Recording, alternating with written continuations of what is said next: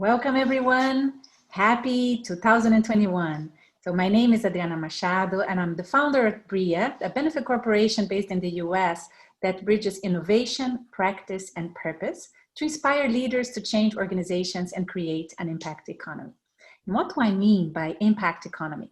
So that it is the economy that pursues financial returns, but also alongside that, we pursue positive impact on people and planet. Yes, it is possible, and Briyah is just one example of this kind of business as a force for good. And this webinar is just another example of what we can do about that topic.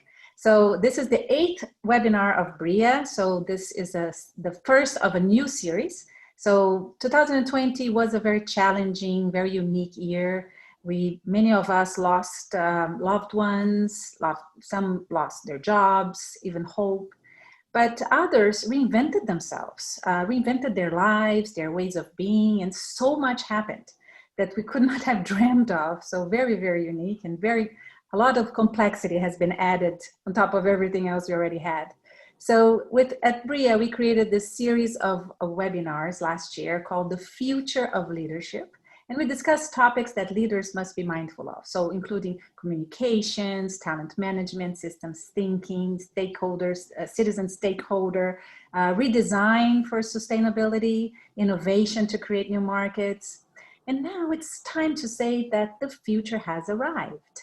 So it is time for us all now to embrace our unique leadership journeys wherever we are.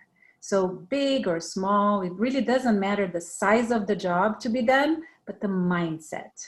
So the mindset I invite you to cherish in 2021 is that of questioning what is in a way that allows us to individually and collectively serve humanity and regenerate damaged systems.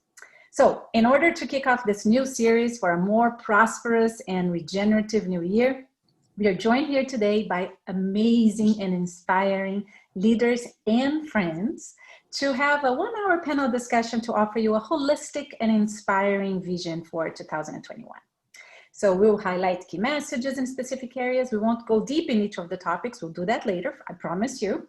But this, I think, will be the right size experience to get a feeling of important aspects to look for and to be mindful of in 2021. So we'll share the recording with everybody later, and we plan to go deeper in the upcoming webinars of Briyah. So ask questions via chat and continue our conversation here through the Briyah's social media channels, okay? So we're counting on you throughout the year. This is just the kickoff, just the very, very first.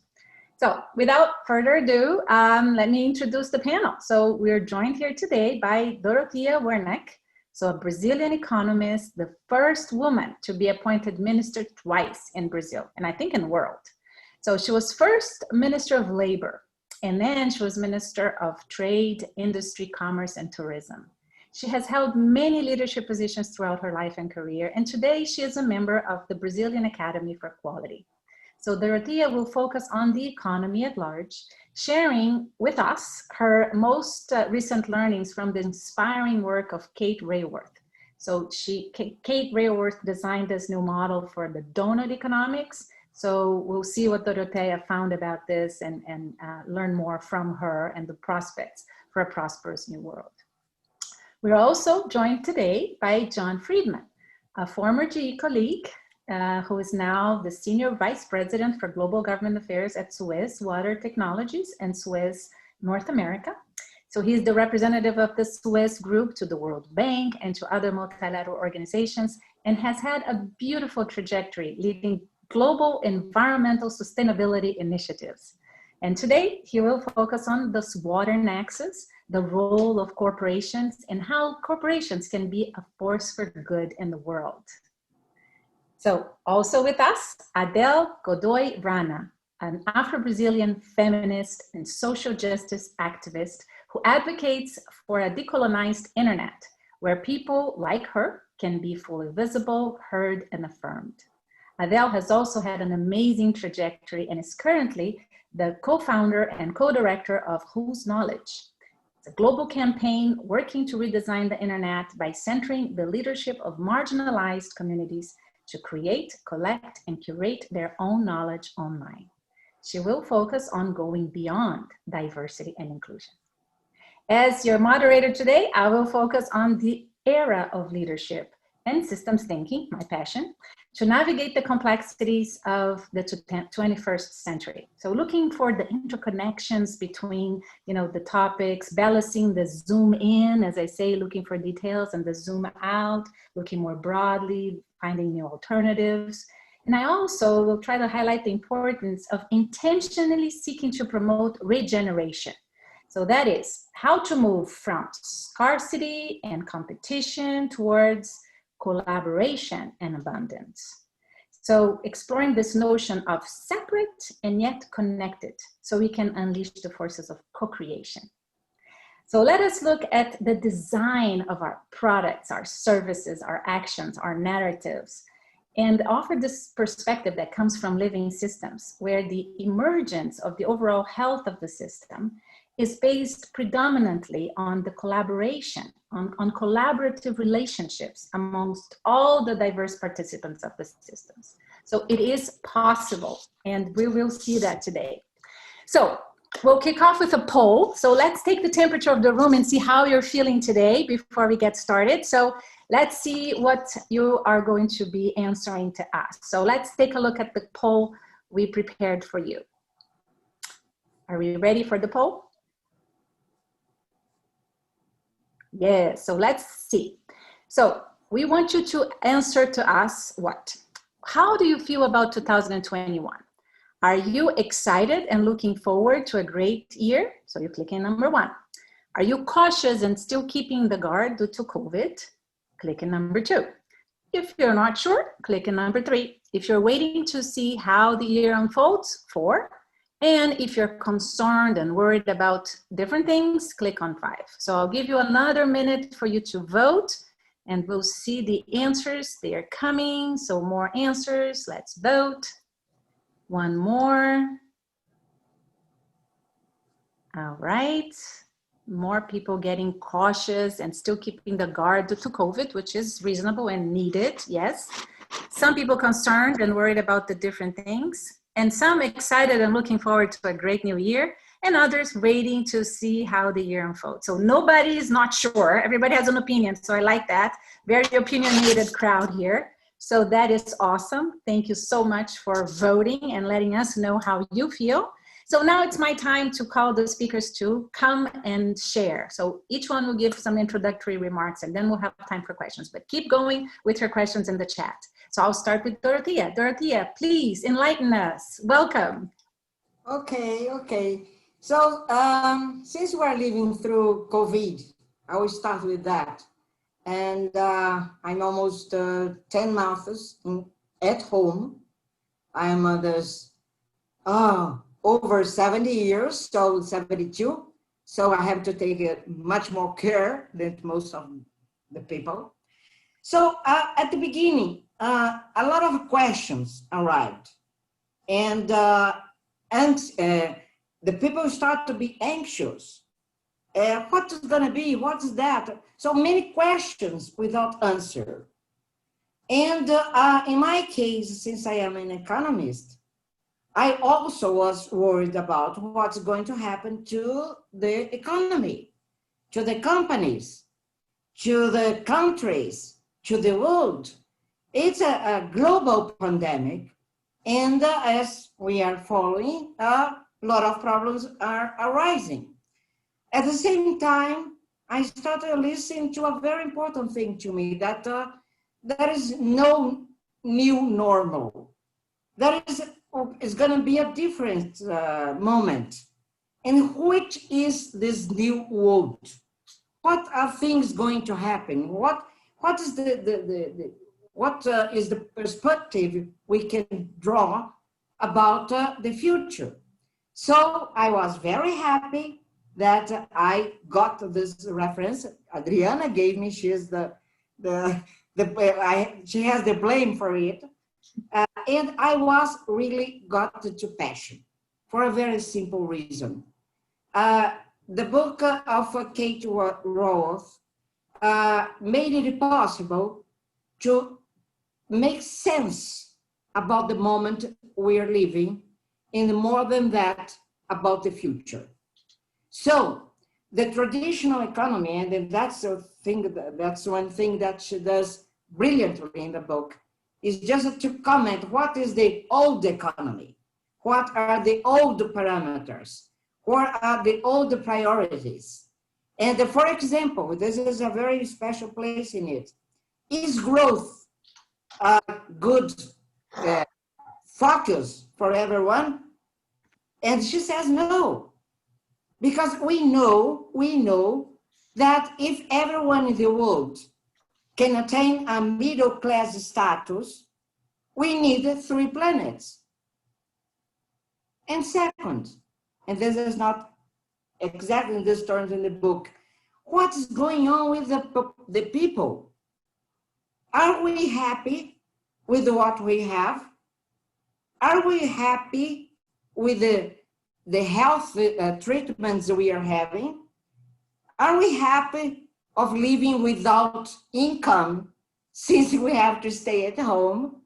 So are many things that are there for the well-being of each one of us, the population of the world, that are not there.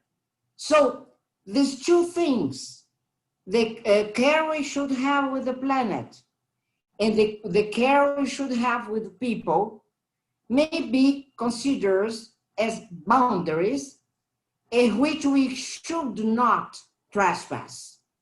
That is, we cannot think in the future of the world if we are killing the planet. And we cannot think in the future of the world if we are not taking care of people. So this design she makes, which is a donut, that's what the donut economy. And for the Brazilians that are listening to us, they now are mentioned about a translation which is rosquinha. So this is the boundaries in which, inside that, we can think about the economy and about the future. And if growth is not the best or the possible, then we have to think about thriving, about the prosperity, about the progress. It does not matter growth. We have suffered from the economists, and I'm one of them, that everything was solved by growing. This is not possible anymore. We got to the limit. By the statistics, that many of the problems with the planet have already been surpassed. And about people, we cannot live with poverty. We cannot live about lack of liberty. We cannot live without water, and Jon is going to talk about that. We cannot live without attention to families.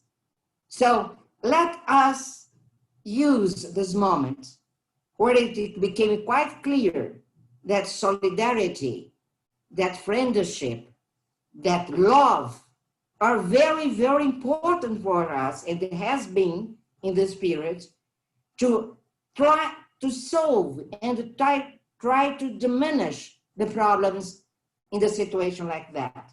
Let's use that. And let's put again in the agenda the preoccupation with the planet. So that's the overview of why probability was important, and I have to say I'm not anxious anymore. Thank you, Dorothea. That's beautiful. And seeing you comment on the book throughout this moments that we have engaged in this conversation, it's been very inspiring. So thank you so much. Jon, the corporate world, growth is all that matters, right? So please show us, share with us your perspectives. Well, Dri, we worked together in the corporate world at GE I was there for more than 17 years. And, I will say that during my period of time at GE, you are one of my absolute favorite colleagues. And you were always so smart and professional and positive that I just love working with you. So I'm really happy to be here today, and thank you for including me. And when you talked about regeneration, something you said really resonated with me, because you said we have to work together to move from scarcity to abundance. And that's really what I want to talk about, was how we work together, at the corporate level, but also with governments and NGOs and foundations to move from water scarcity. And by the way, the UN says that there are about 2 billion people in the world who live in countries where they are chronically short of water. So how do we move from that water scarcity to water abundance? And then Dorothea, if I'm pronouncing it correctly, you also said that we can't just think in terms of growth anymore. We've kind of hit the limit. So what I want to talk about for a minute is how do we talk about how we take what is really a fixed amount of water on Earth, same amount of water that was here, hundreds of millions of years ago, is all we have today. How do we take that fixed amount of water and make it go farther? Because we have more people, we have more industrialization, we have more demands on that same amount of water. And so let me just start by saying who I am and what I do. I'm in Washington, D.C., where I worked for when we worked together. And I'm the government affairs leader there for a company called SUEZ. And SUEZ is one of the world's largest water treatment and waste management companies. It has 90,000 employees in 120 countries. On the water side of things, we operate 3,400 drinking water and wastewater treatment plants in 70 countries serving 100 million people. So we're actually enabling life. And then that's on the operation side of things, but we also make water treatment technologies. And one of the areas we're most focused on is water reuse.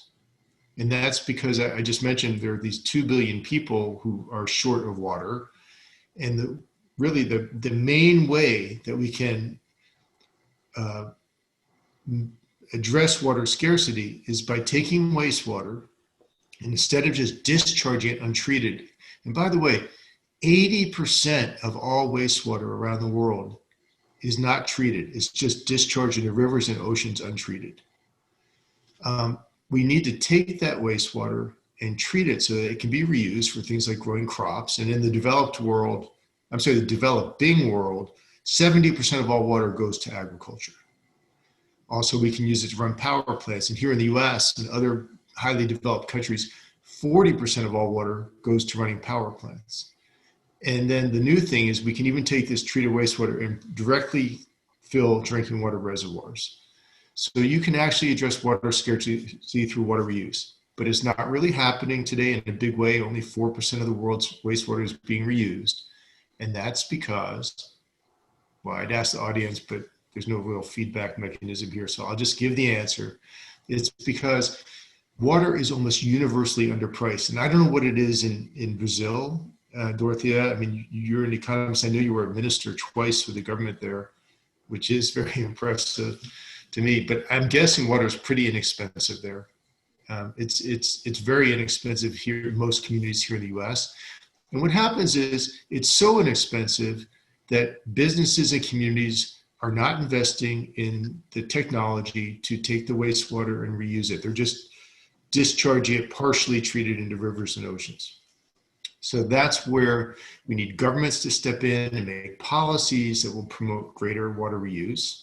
And Dri, I know that one of the things we worked on when I was at GE was a white paper highlighted some policies that Latin American governments could put in place to promote water reuse. Well, we just released one on that same model for India. India is going through horrible water scarcity now. And the other thing is, look, it's not just up to governments to fix the problem. Corporations can all do more. And one of the things I did when I was at GE was I was the team leader for the creation of GE's global sustainability initiative called Eco-Imagination. And there, just by virtue of setting a water goal, which GE had never had before, GE reduced its global water consumption by 46% in 3 or 4 years. And so and we're seeing other companies, other corporations set water sustainability goals too, but even more can do that. And then that's at the individual corporate level, but collectively corporations can work together as well. And SUEZ, I just want to give one example, Dria, then I'll close. SUEZ just launched something called the 50 Leader Home Coalition.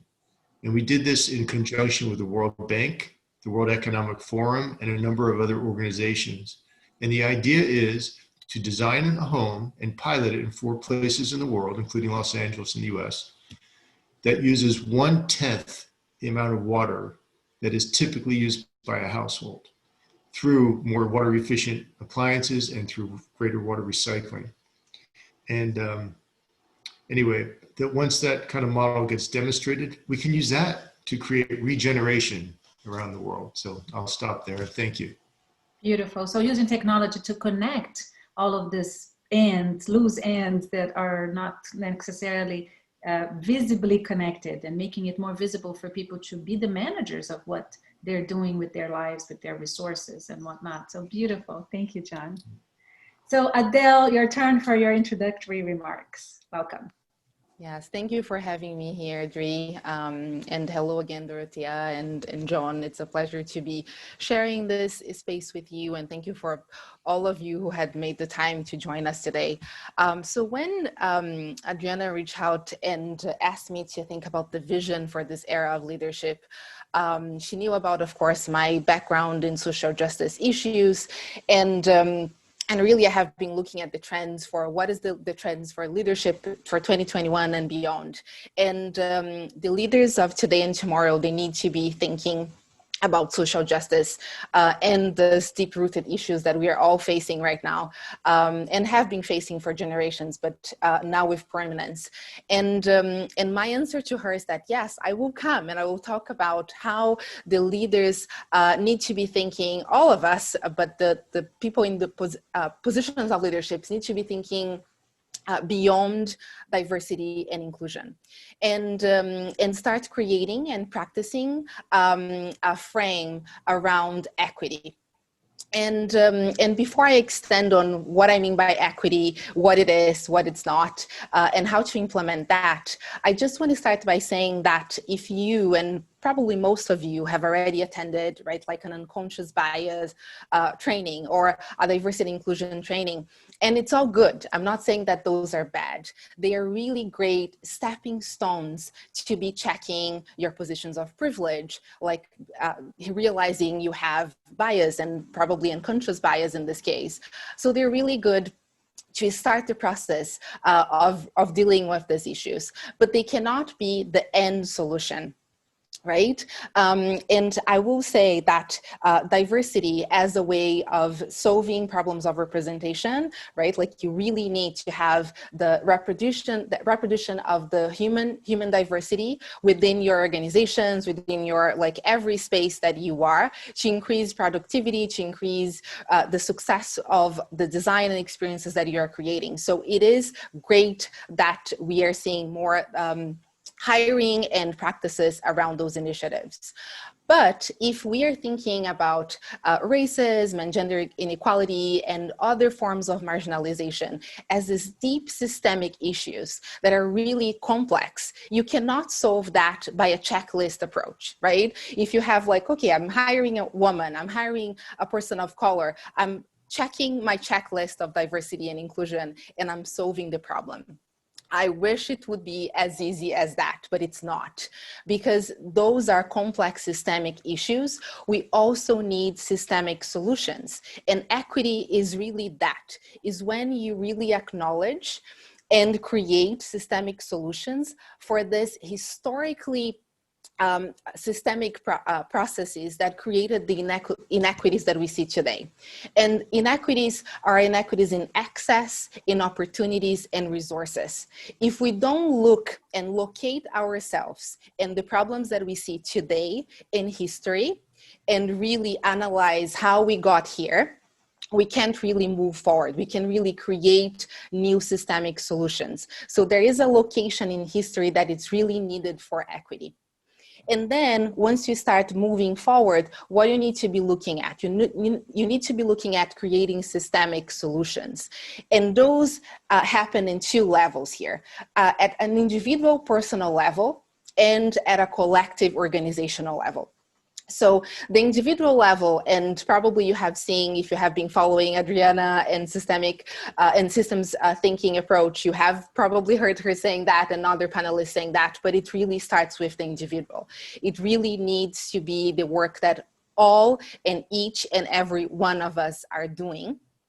But in this case, I want to invite the people that are really sitting in positions of power, the leaders of the organizations and workplaces that are watching us, to really lead by example. And it may sound cliche, and we all have heard that, but it is really needed. If you just are signing the check and you are bringing the best diversity and inclusion consultants to be working with your workforce and workplace, but you are not really modeling the process of unlearning and checking your own biases, and they're not really looking at how you make decisions, how the decision making processes of your organization has been created, and maybe perpetuating some of those issues, you are not doing it right. You are not really doing transformative leadership.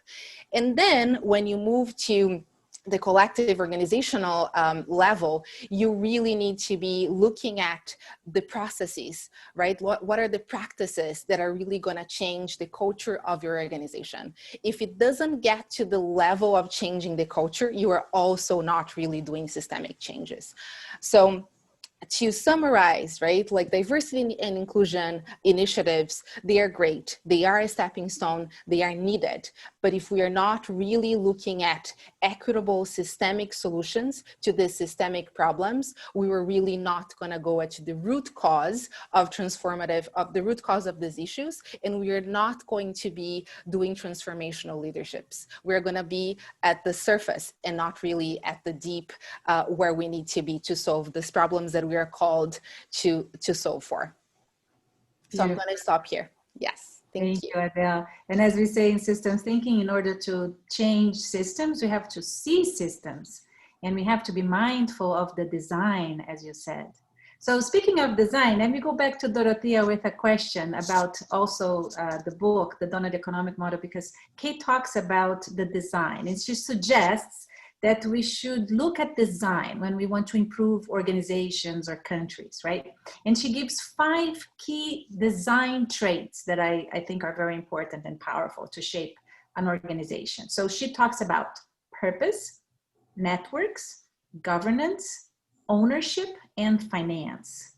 So she, it also, she says that you need to experiment, learn, adapt, evolve, aim for continuous improvement while being alert to the dynamic effects, the feedback loops, and the tipping points. So very, very systemic thinking words here. So Dorothea, can you please elaborate a little bit more on what these traits are and why they're so powerful, and how leaders may apply at least some of these concepts in 2021 to be very practical? Okay, that's the whole book. Let me start by saying that the challenge is enormous. It's a big, big, big, big challenge we have. And there is not like a receipt that what you have to do, what you must do. Most of the Kate ideas, and many of different authors are talking about that, is that since it's a new way of leading with the world, with the people, with the economy, we must sometimes go through trials and errors. And if it's okay, go ahead. If it's not okay, go back and try a different thing. So the purpose, which is the first one and the most important one, is just that we have to look at the future knowing or wishing or looking for a different world, a different life, a different quality of the planet, of each one person way of living, and each one of the companies. So you must have the purpose. Yeah, the proposal here is clear, as I said before, that you must look differently for this for the future. A second point, which you brought me, that I didn't speak at my first words, is that the responsibility is not anymore, as I thought in the past, that the government will solve everything. The limit of this kind of thing is that a communist regime is the perfect one, but the government will solve everything for everyone. No one has to do anything, just follow the government. The other question of the past is that the companies, the private sector, has total responsibility. There is the extreme of capitalism, the new liberal. If you have a free market and the companies are well managed, they will operate in such a way that at the end, growth will solve the problem. And this is, as I said, the second extreme. What's the problem and what's the solution? In both equations, there is missing something very, very important, which are the commons, the community, the people. So they are equally responsible, equally. They have the same burden of responsibility to find out the future. The government has part of it. The private sector has part of it. And the organizations, the society, the communities, the non-governmental organization, the groups of solidarity, the cooperatives also have their responsibility. The three must take actions. The three can participate in establishing priorities. And the three are responsible for the action. This is for me the most beautiful, the most, it helps us. We're not communists, we're not liberals. We together, the three parts, are looking for the purpose of saving the planet, of increasing the quality of living in the planet, and at the same time, the responsibility with people. And when I talk about people, it's not only to eat. I'm reading here the donut because the social foundation of this future is food, health, education, income and work, peace and justice, political voices, social equality, gender equality, housing, networks, energy, and water. So everything is important. It's not possible for one of them, or the government by itself, or the entrepreneurs by themselves, or the organizations isolated can solve. So we should get together. So that's, I think that is important. Why she just describe all this question of governance, ownership, finance, network, purpose, everything is important in this process, systemically. Yeah, thank you, Dorothea. And it makes so much sense because it's complex. So it's complex and dynamic and adapts. So you need to be taking all of these variables together. I mean, they are connected. It's not linear thinking anymore. We have to be able to take into consideration the different aspects. Yes. If I may say a sentence, just for John, you should take into account, for example, the initiatives by the people, because one of the largest demand for water is agriculture. And there are very, very special programs which are beautiful, that people with that are taking care of the land in such a way that new nascentes, new water bringing, how do you say nascente in English? Water springs? Water springs are come back. And this is done by small groups or even a farmer, but some communities, some areas of agriculture for families. And this is I just say that to give an example how the things can come together. Thank you, Dorothea. So speaking of Jon, let me go back to him too with this part of collaboration, because in collaboration, which is so critical for the corporate world and in every aspect and element, like Dorothea was saying, there's always the tension between short-term and long-term, right? So short-term gains and the long-term goals. So in systems thinking, we should look for collaborative advantage, and we call that connecting previously separate or competing participants in synergistic ways and favoring non-zero sum, so win-win-win relationships.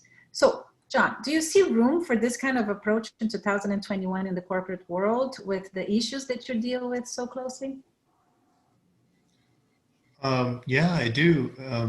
Dree, I think there's no choice but to, view the world now as how do we, well, I hate to say it after Dorothea said that, no more growth, but we have, instead of just saying it's a fixed pie, we fight over our slice, individual slices, that we think about how do you grow the pie and all coordinate. And, water is where everything seems to come together, because, if you have water works, it has its own mind.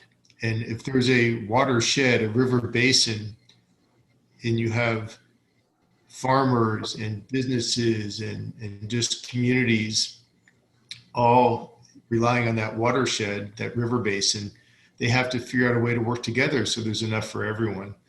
And that's why we've increasingly seen a lot of companies, corporations put water sustainability programs in place to make sure that they only take their fair share in a river basin. Obviously it needs to happen even more, but yeah, water is where people absolutely have to work together in a non-zero sum way. Anyway, I can give you lots of examples, but yes, people have to work together when it comes to water. Yeah, and I love the comment you made to me when we reconnected, that in SUEZ, you have this environment that is so conducive to collaboration. I felt very inspired by what you said about the company. So, yeah, it's true. It's I think we have a shared vision, and the vision is, helping the world solve its water challenges, and it's an inspiring vision, and I feel like I'm part of a family at SUEZ, Dree. It's a really nice feeling. So, that's so thank good. you. I wish everybody would work in a company that they could say that about the company. So congratulations, Jon. I'm happy that you have that at SUEZ, and all the other colleagues of yours do. So more companies doing that is important. And we're shaping Briyah as a B Corp for that. And many other companies are leading by example, as Adele said. So beautiful. So speaking of Adele, a lot has happened in 2020 regarding diversity and inclusion, and a lot more needs to be done, like you also described in your opening remarks. But regarding racism in particular, there is a clear understanding, at least a clearer understanding now, that it is a powerful system. And according to the book that I'm still reading, How to Be an Anti-Racist by Ibram Kendi, it creates false hierarchies of human value, and its warped logic extends beyond race. He says, racism intersects with class and culture and geography, and even changes the way we see and value ourselves. So, what is your recommendation for our audience who may, like me, speak from a place of white privilege and may not be so familiar with this issue, and how to respond to it yet?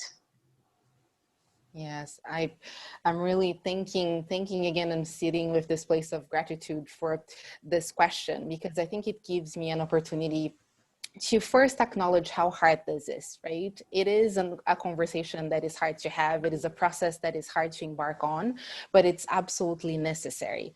And I think the first advice, if I may say so, is that every person that is embarking on checking their privilege, and in this case, white privilege, and dealing and trying to become an anti-racist person, needs to expect discomfort.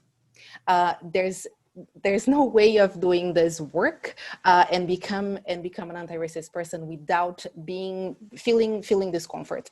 And if you're feeling that, I want to invite you not to see that as a way of discouragement, right? And feeling defeated, like, oh, I now I'm aware that I never thought I would have biases, or I would have racist practices, but I do. And we all do, because as we said, we have been all brought into the systems, right? And we have raised and internalized those practices. So we all have that first, but then once we face that, we may feel discouraged. So my invitation is that you see that as a measurement of progress or success, right? If you're feeling discomfort, you are doing the work that you need to be doing.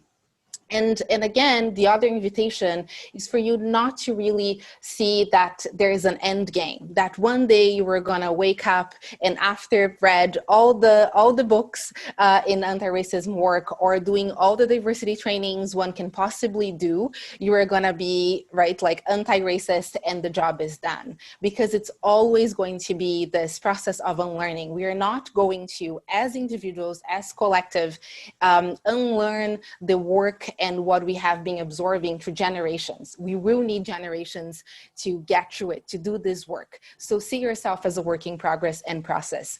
And the last thing that I want to say is that really let's understand that being anti-racist is a responsibility and a commitment that we all have, especially white people, right? We need to see that not as a problem of Black and brown people and communities, but as a problem that affects us all. And as in the quote that you brought in the question, there is the intersection with class, there's the intersection with gender, and we need to be aware of those intersections. We really cannot be thinking about regeneration if we're not looking at all these aspects coming together, and the fact that we have responsibility to fix those issues. So those are my initial thoughts on this, and I hope to be talking about this more. Thank you. And there are many questions coming. So before we take the questions from our audience, I want to propose another poll to take the temperature again of our audience and the reactions to what we've been saying. So that's the second poll there you have in front of you. So which action will you be focusing more on in 2021? So first, learn more about the donut economic model and how to apply it. That's number one. Number two, apply the concept of regeneration to my business and life. Number three, be a leader in my business organization to make it a force for good.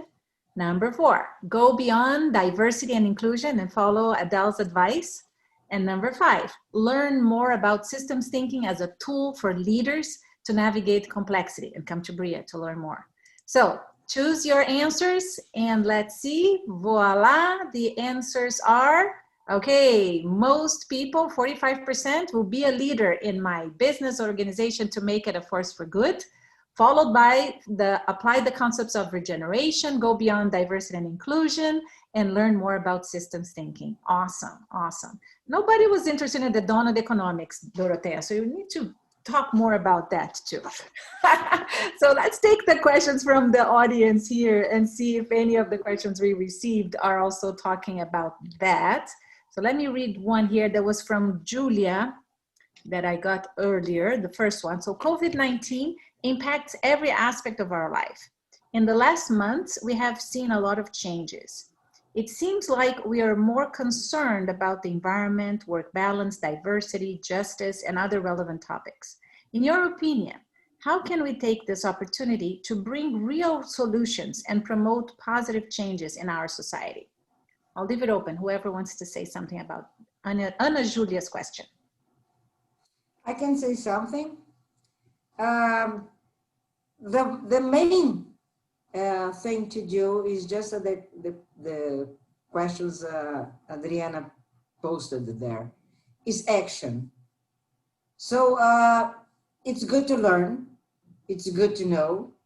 It's good to have a lot of information. That's correct. But what can I do? I love one of the answers, one answer that Kate gave in an interview. Someone asked her, are you an optimist or a pessimist about the future? And the answer was, I am not neither an optimist or a pessimist. I am an activist. And to be an activist is not only to go to the street to have a flag, to go shouting. No, to be an activist is to do something. In your corporation, in your workplace, in your family, with your children. Are you bring to them this new way of thinking? Those things that the question posed very well, that some changes we have by now in this COVID moment. But isn't it important for us, each one of us, to do something, to be more solidary, to worry about if I am doing something that is not good for another person? So my suggestion being this line, do yourself, but do it.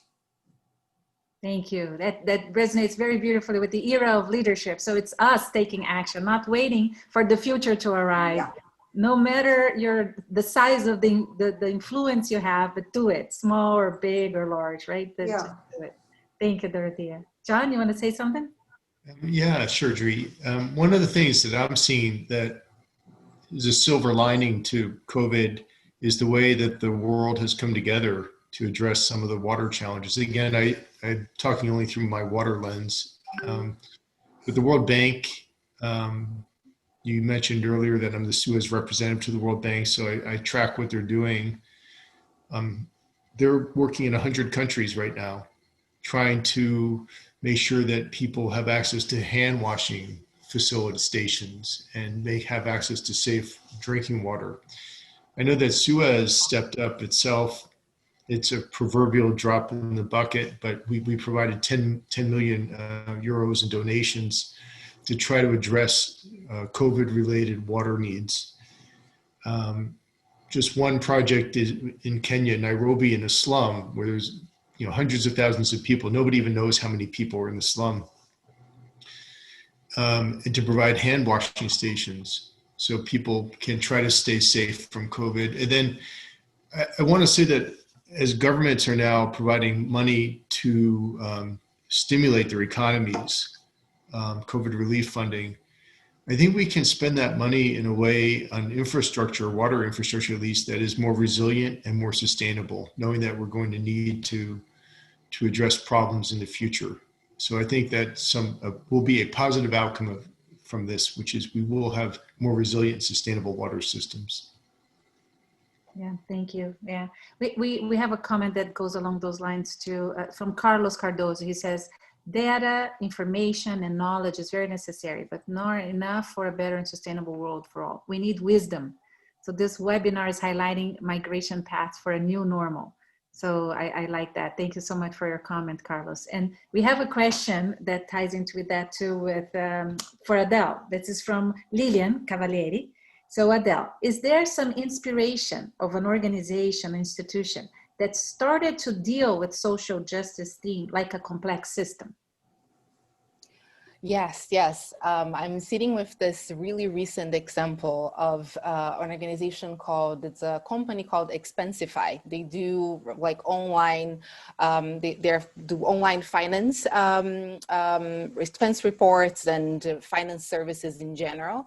They're new to me, but I have been following them since last year, and one, I think it was right after the George Floyd murder here in the US in May 2020, and this expansion of the global Black Lives Matter movement, I have been following their statements and how they are dealing, what are the words and practices. And again, I agree with Dorothea, right? Like in the aftermath of a global pandemic, the word of the day is practice. So just yesterday, they released a statement saying that they're going to apply $3 million to solve systemic inequalities.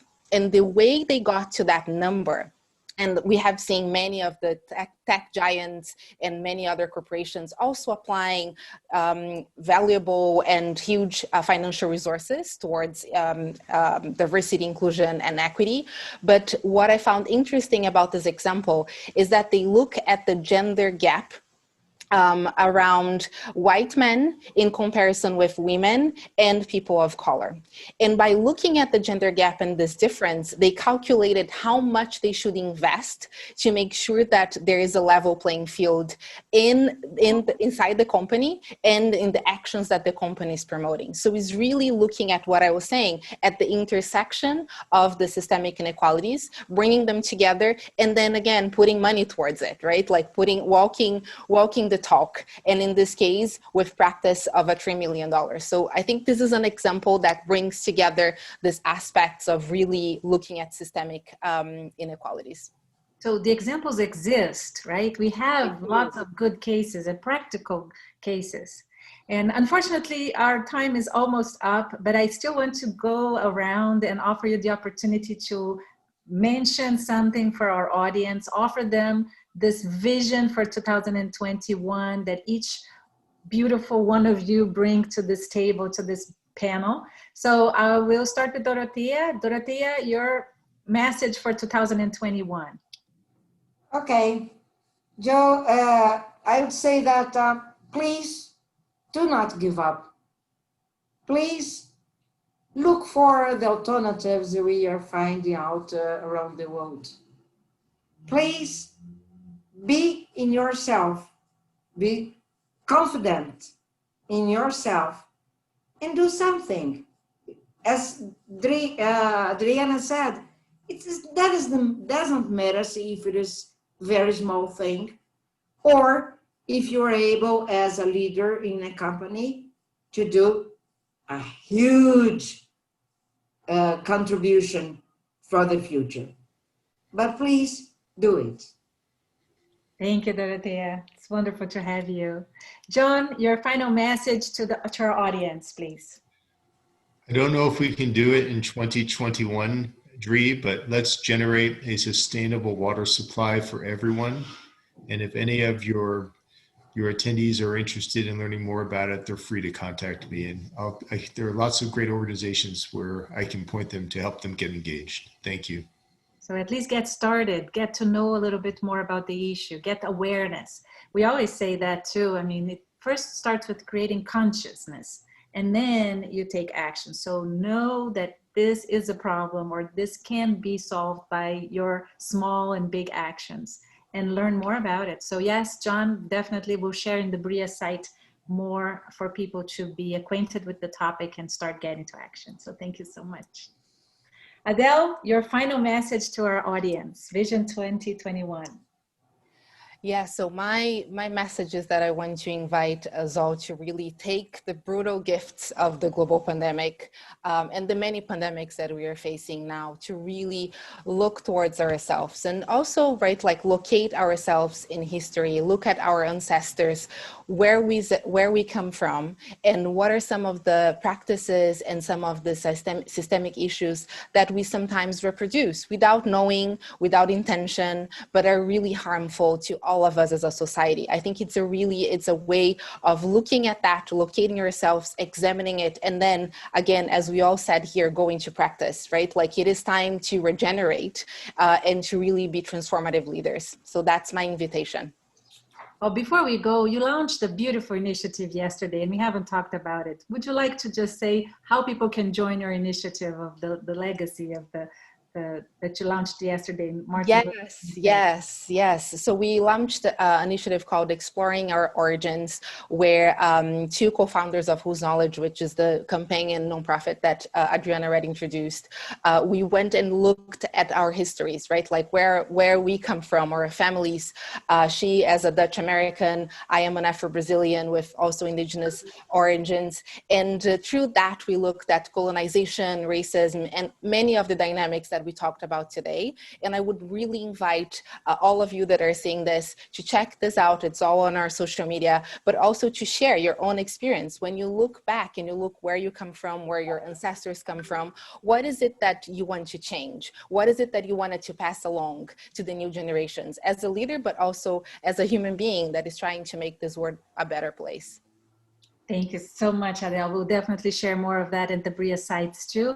Thanks everybody for being with us, panelists, guests. It's a joy to have you. And if you're interested in those topics, continue to follow us on social media and come to Briyah to learn more about systems thinking. We have a course, a program that's called the CEO Meet and Master, and we have new cohorts starting in March. So become part of it, join us, learn how to see systems so you can start applying systems thinking as a leader. And as I said, it is the era of leadership. It is time for you to embrace your unique journey wherever you are. So big, small, it doesn't matter. And like they say in the airplanes, we have to put our masks on first. So let's take care of ourselves. Let's embrace our self-leadership and help as much as we can. So again, thank you everybody for being with us. It was a pleasure to kick off the year with this wonderful panel. Thank you, Dorothea. Thank you, Jon. Thank you, Adele. Thank you, Isabella, for also helping us. And thank you all the participants that joined us today. We'll have more soon coming up. So stay safe and see you soon. Bye-bye. Thank you. Bye, Bye. everyone. Bye.